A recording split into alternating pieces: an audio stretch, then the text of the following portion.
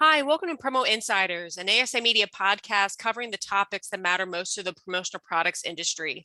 I'm executive editor Sarah Lavandusky, and today I'm joined by Ellen Overcast, vacation specialist at Main Street Getaways, a dream vacations franchise in Kutztown, Pennsylvania, and Dr. Jan Louise Jones, professor of hospitality and tourism at the University of New Haven's Pompey College of Business.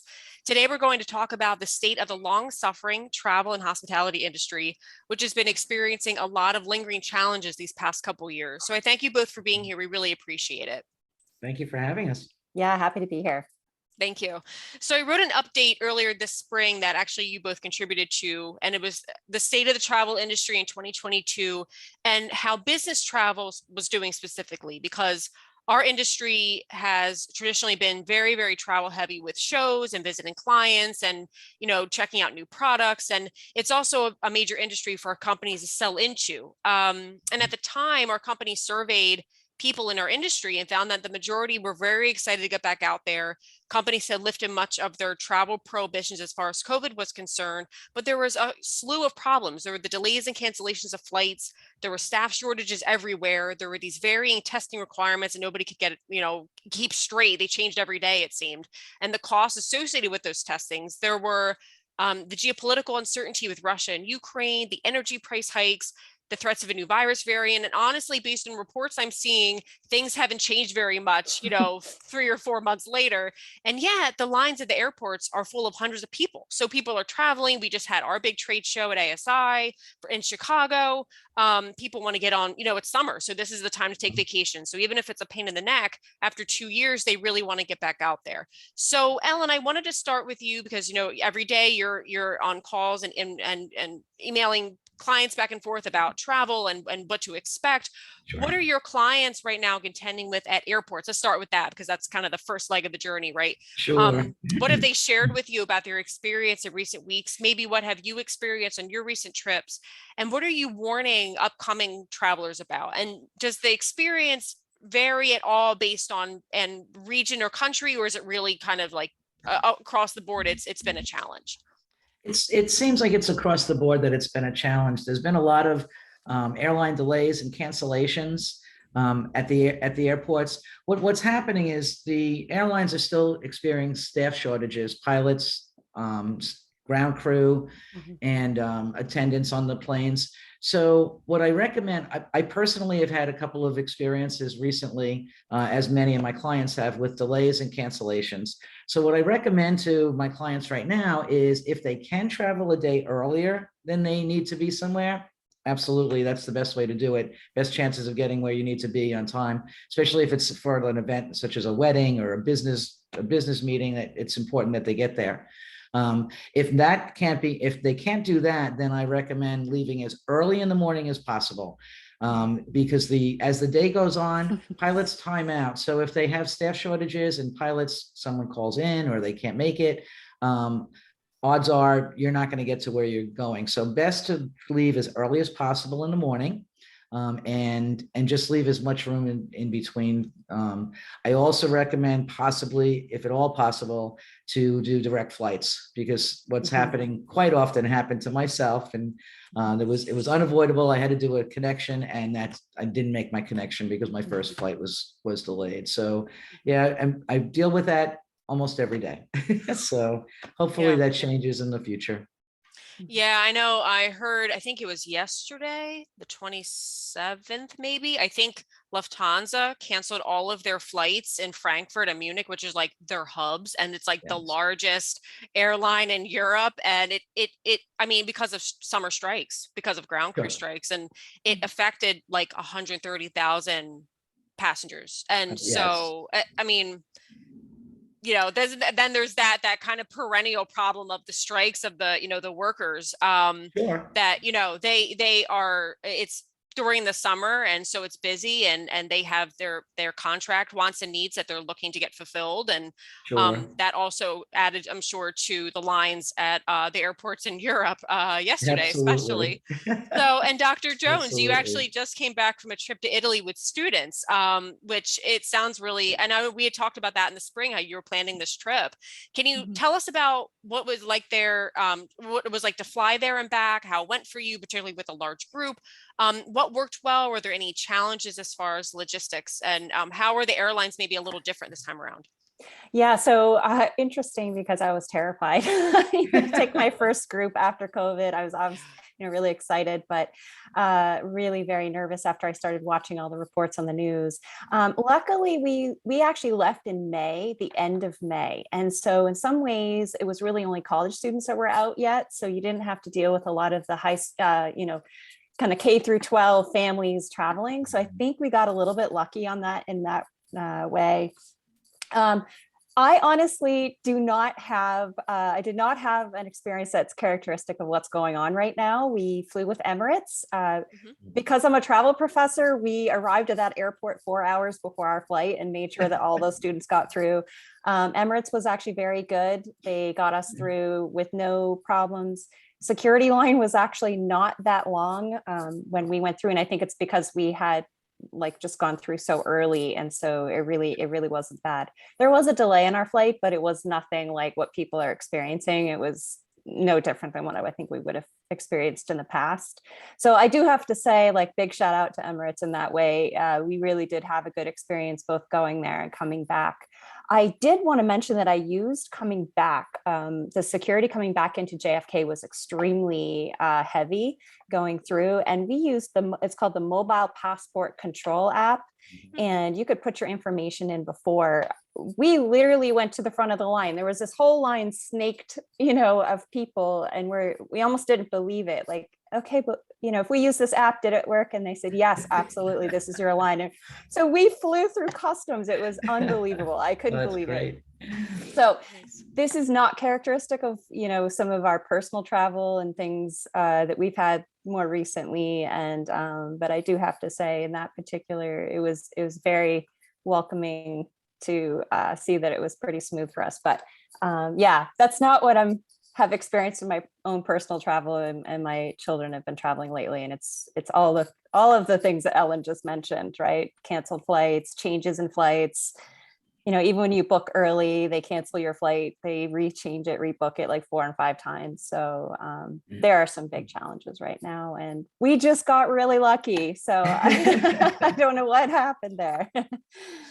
Yeah, I've heard, I know I was hearing that actually, which I mean, I've been there a lot. And it's usually a very nice airport to travel through, but I've always had a good experience, shout out, but Toronto Pearson has been Oh, good one to of the hear. worst. Yeah, Yeah. they Oh, I know. oh, the 6 hour lines, and then the closed counter when you finally get up there, and like, I mean, people have like had Yeah. it. I think their peak was like, it was like 66% of flights were delayed. I mean, it was like, and it's usually, again, a nice airport, like I've Yeah. always had a great experience, smooth as butter, but it has not been I think it's gotten a little better, but it's not been. And I think, like what you're both saying, it's those staff shortages. That's Yeah. really I what's mean, affecting them. we just went to Nova Scotia on the ferry, Oh and yeah. the Mhm. line getting off. I mean, they know what time that ferry comes in every day, and the line getting through customs was ridiculous. And there was probably only like 100 cars. Wow. And so Yeah. yeah, but I mean, it's like you said, it's shortages, it's a lot of struggles right now. I really feel for people working in the industry. Oh So yeah, for sure. Yeah, which actually, I mean, I think that's a nice opportunity for a year end for Q4 to reward those hardworking employees with gifts, and things mhm. shipped to their homes, and a nice high end gifts, because they really deserve it this year. Yes. So once you finally, deal with the airline situation, you finally arrive where you're going. We're talking about hotels. I know it's been a tough few years for hotels, specifically because of staff shortages, but also they're competing with services like Airbnb, right? And Mhm. that's been a long time, a long-term thing. But it does seem to me like an area of interesting opportunities for promo product potential. And it seems like they're maybe still struggling with scaling back up staff wise to meet this client demand for service. Ellen, I know we've talked about that before. What has the situation been recently at hotels and resorts? What are clients kind of reporting back to you? What are you giving clients a heads up about? It's not quite 2019, right? Not going to get that Right. 2019 experience quite yet, but how are hotels doing right now as far as serving clients that are coming through? Well, I know they do the best that they can, and I basically let clients know to kind of set their expectations. You need to be patient right now when you're traveling. The hotels, the staff that's there does an awesome, they do the best they can. Things are different. Most resorts and hotels now, housekeeping is by request. They prefer not to, it helps with the staffing shortage. And a lot of people are fine with it. I know when I travel, I don't need somebody to come in my room and make my bed every day. I'm okay with it. Ask for some towels if you need them. But I think that I feel for the resorts and the hotels. I did work in the hotel industry for several years as well, so I know how challenging it is to begin with. And right now, it's even more of a challenge with people. I was just recently at a hotel, and someone called in. Well, they're already short staffed, and then someone calls in. But the people that were there, the employees that are there, do an awesome job. I really do think. I think they do a great job. People need to set their expectations a little bit differently. Even myself, when I'm recommending resorts to stay at now, so I'm getting a lot of people going to the all-inclusives because it's still difficult to cruise. So I'm getting a lot more all-inclusive requests, and I don't use my old go-tos. You need to check things are different at all the resorts. So do a lot of research and check reviews and check with my fellow agents and before I make any recommendations. But I really think it's still, it's absolutely people are going and they're having a good time. There's a lot of people that, like you said, they're anxious to get out. It's been a couple of years. And so the people that are willing to kind of set their expectations a little bit differently are having a great time. Yeah. It's a summer. This is the time to go, right? Like Sure. if you're going to go, you're going to go, or you're going to be waiting at least another year to take that Yes. vacation, so people are going to do it. And Dr. Jones, when you were in Europe, Italy, I know was very shut down as far as COVID, and it was really hard to get back with the testing and making sure everybody was negative. But as far as the hotels and restaurants, when you were there, was there enough staff to keep up with demand? Were they struggling? Was it kind of tough for them to keep up with the clients that were coming through? What did that kind of look like? And you were there for a while, so you could kind of see the pattern there while you were there. Yeah, sure. So we're very fortunate that for the most part of our stay, we're actually on a campus. So we actually have a physical campus there. So our students, for the most part, stay in Prato, Italy. However, we go to Venice, we go to Rome. And so what I found interesting about the hotels is that you really had to book quite far in advance. So we were looking for a hotel in Rome that was within our budget, about a month and a half before. And even that was a bit of a challenge. Some of the places that we had traditionally stayed at were either not available anymore or they were already booked. And that was the same for restaurants as well. There was probably 2 or 3 restaurants that we had to switch because they just were either already booked or they actually weren't taking big parties, some of them. They just couldn't accommodate that with some of the staffing. So those are the big things that I noticed.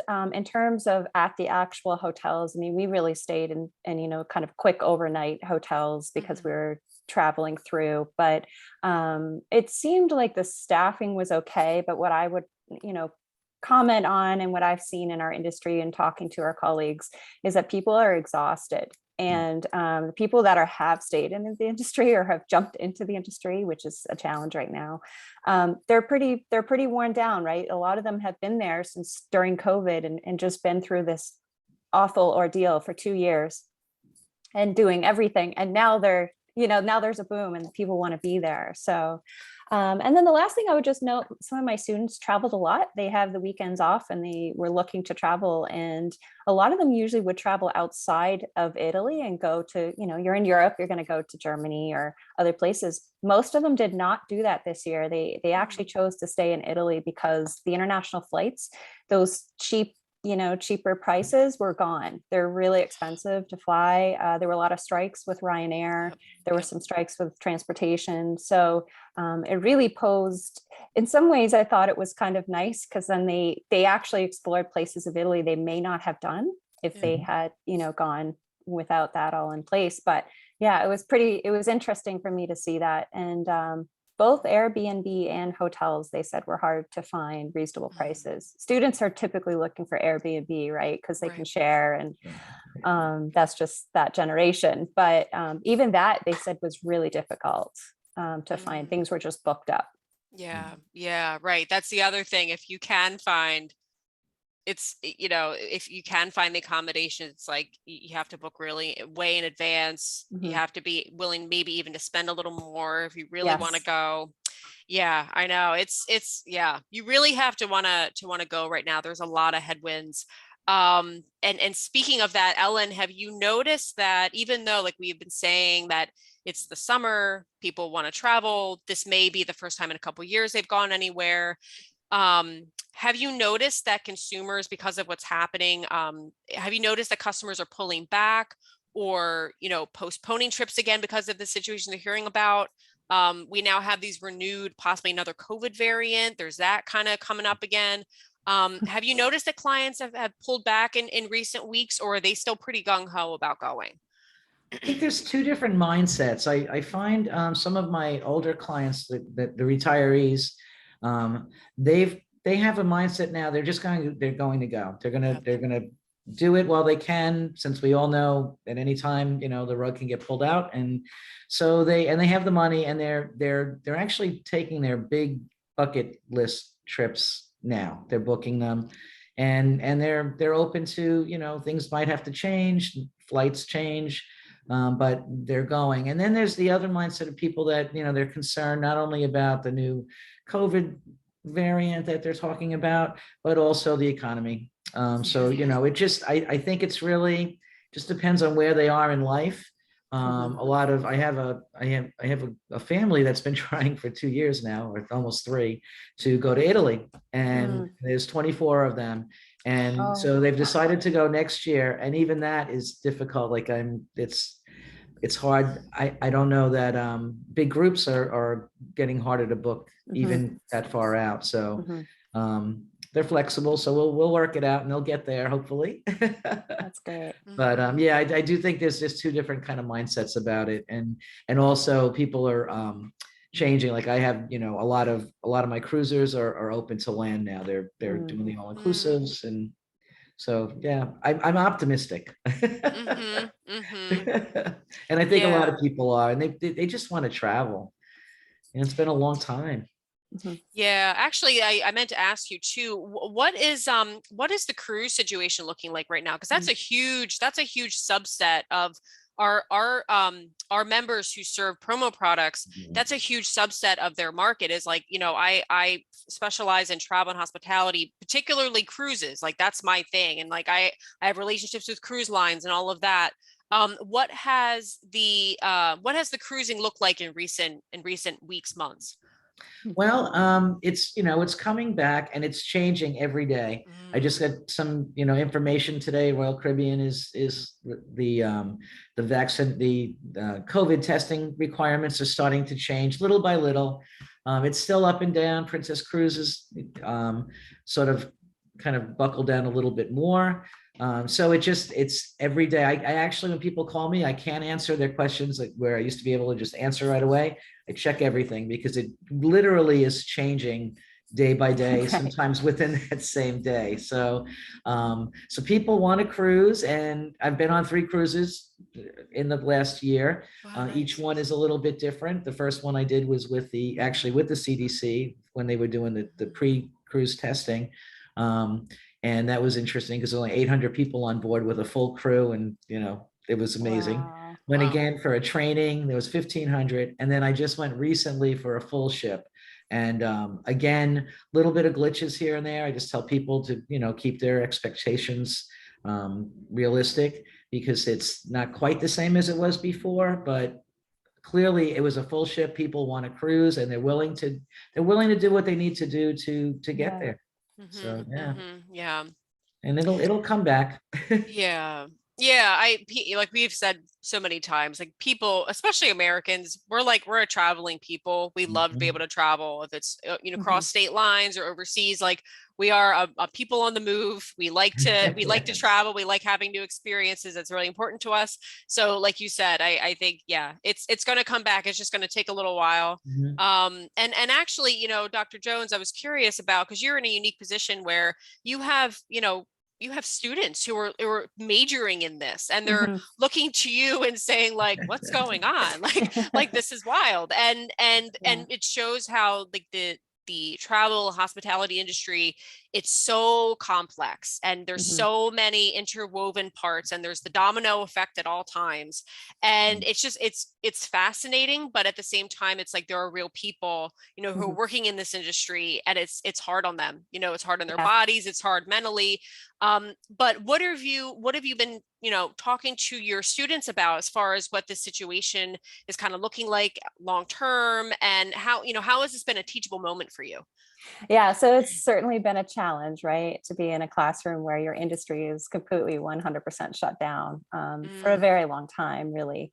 And but I also teach entrepreneurship, and we say a lot of really awesome inventions and cool things come about some of these difficult times, and that's actually when we've seen some of the coolest changes in a lot of industries. Actually, is when something happens like this. So a lot of the not having to touch anything, being able to check yourself in, a lot of those things I think are interesting to watch because I think they're going to stick around. In terms of the students, this is honestly kind of the best time to get into the industry because there's demand, right? So when, the demand, we already know that people are going to want to travel again.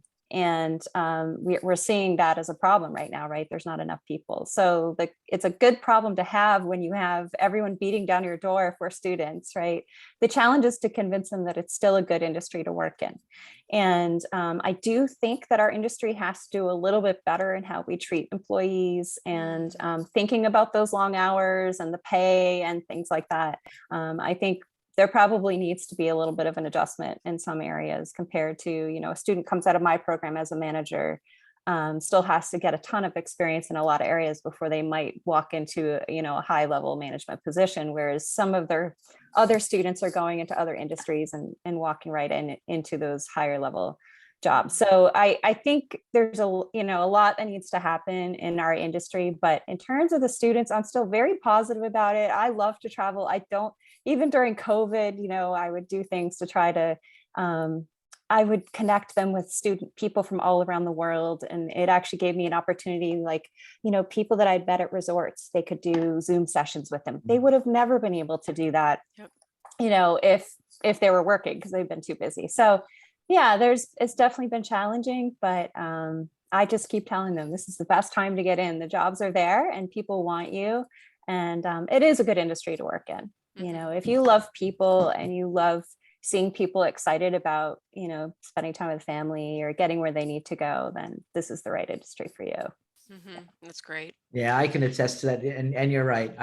Actually have some new associates that just joined my business, and it's a great time. It Yeah. really is. It'll this is the time to get in. It's going to boom. I know it's going to boom. Like Yeah. it's and people want to travel, and it's a great industry. It's a fun industry, Yeah. and so it hasn't been so much fun, the last couple of years. But you're right as far as being able to reach people everywhere. I'm actually working on a pretty amazing cruise right now down the Nile, and I've been in touch with Egyptologists that are going to go along with us. So I wouldn't have been able to do that a couple of years ago. Right. So Right. we all zoomed, and it worked out. Yeah, it's actually Oh, that's so not to cool. promote it, but it's a murder mystery. It's really going to be cool. What? Sign up. When is this? Oh my Yeah, it's going to gosh. be pretty amazing. I'm That's excited so about it. cool. Maybe I Yeah. need to do it as research.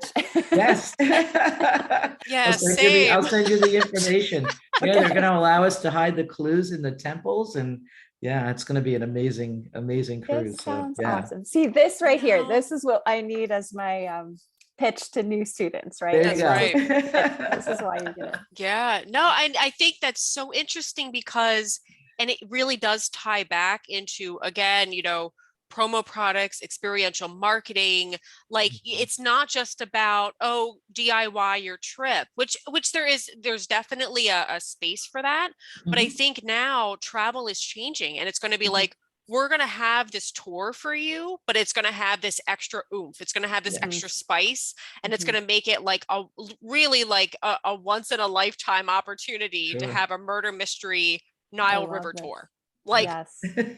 with the actual, like, you know, Yes. the wonders of the world involved. Like Right. that's how travel is going to change to keep bringing back people and give them new experiences. Sure. That's awesome. Ellen, Yeah. what are you thinking? What is the rest of your the year looking like as far as what clients are asking about, the trips they're taking, going into, you know, Christmas, Hanukkah, New Year's, Sure. that whole thing. What are people looking at as far as where they're asking you to book them for? Mostly it's right now the all inclusives. I do have quite a few people calling as things are changing, protocols are changing with the cruise lines. I have a lot of family groups wanting to go away for the holidays. Okay. I think that it's been so long, and many of them, you know, there's still people that haven't really seen each other for quite a while, so they're looking to put together trips where the whole family goes for like Christmas. I've been in a lot of requests for the holiday season for Christmas, Hanukkah, New Year's. So yeah, I'm looking forward to that, and then into the following year, I have a lot on the books for 2023. So you can tell your students, Dr. Jones, Yeah. it's a good time to get into the industry. Listen, I teach intro. I'm definitely having you come in as a guest speaker. Okay, that'd be great. I'd Let's love just to do that. Zoom in class. That'd be great. That's That's awesome. awesome. Yeah, I was wondering too, to finish off the conversation, Dr. Jones, do you have any suggestions maybe for possible promo product sales, branded merchandise? You know, could be like at gift shops, but maybe, you know, things that you'd use on your trip, you know, as far as like tools or convenient items. Like what did you kind of maybe see on your most recent trip? Do you have any suggestions for companies in this space? Yeah, so definitely learning how to pack light, right? So the less luggage you have, the less likely it is to get lost. And most places you're going has stuff, right? That if you really desperately forgot something, I think this is one of the things for my students. I said, you know, Italy's been around for a long time, longer than here. So if you forgot a toothbrush, you can buy it there. So I really just, you know, remind people that learning how to pack light, and any of those kind of suitcase companies that can give us little promotions and tips on how to maximize that, I think is really great. The other thing is I really think that people now are looking for something local, right? They're kind of tired of like the same keychains, and I think t-shirts are still, you know, always something that they're going to want to get, but kind of something that, you know, represents something local. And I think Italy does a really good job with this. So, you know, when you go to Rome, it's going to be certain kinds of products that they're going to promote to you. Florence is leather, and, you know, different kind of stationery. So really capturing what it is in that local place that makes it special, and then selling that. I know when I go home, it's always like all of the treats that I can get in Canada that I can't get in the United States. So I come back with lots of Smarties and Ringolos and certain kinds of chocolate bars. So like really capturing that, right? Like we sometimes take for granted when people coming to places, just silly things like going into a convenience store and what are the treats there that, you know, you wouldn't normally see in those other areas. I really think locally sold stuff too is where we're headed, right? People want like a candle, or they want some of those items that they can say, I either saw this made and bought it, or I, you know, had an opportunity to see how this was done, and then now I want it, bring it back. So that would be sort of my tips and things for people. And then obviously just any kind of travel gear, slip-on shoes for going through security, things like that. You know? It's little things you don't think about, like tying your sneakers and taking off your belts. Any little things that you can do to minimize the wait times, and any kind of products that help you pass the time when you're kind of waiting for some of these challenges is what I would, I guess, recommend. I don't know. Ellen might have some more specifics. Yeah, Ellen, Well, what do you think? Do you I and you still promote use, your branded- company? I still use branded luggage tags for the cruise lines, because Yes. people like those. Yeah. And just regular, airline tags with, branded airline tags. But I'm still actually sending people some little personal hand sanitizers. They like Yes. that. Mm. And some masks. I'm almost out of masks, and I don't know that I'll be giving those out much more anymore, because some people are they have enough. Yeah, they're tired of them, Yeah, they right? have enough masks right now. So, but yeah, there's still, I actually like, I just started getting some of the wraps, like bands to put around your luggage Oh, in case it pops open, because yep. Yeah. people are trying to stuff as much as they can into their luggage. I know I do that. Right. So, yeah, there's a lot of, still a lot of things out there. And I am trying to come up with something different and clever. So if you have any, Sarah, if you know anybody that, has a company that can help me out, I would love that. I just something different. Yeah. Yeah, I I love the feel, idea of the packing cubes, like you were saying, Dr. Jones, Yes. about like traveling lightly and being able to yeah. do like a long trip with a carry-on if you're gonna Yes. like do trains, because you're not Yes. lugging that thing on and off trains through Europe. It's not gonna Yeah. Right. happen. Right.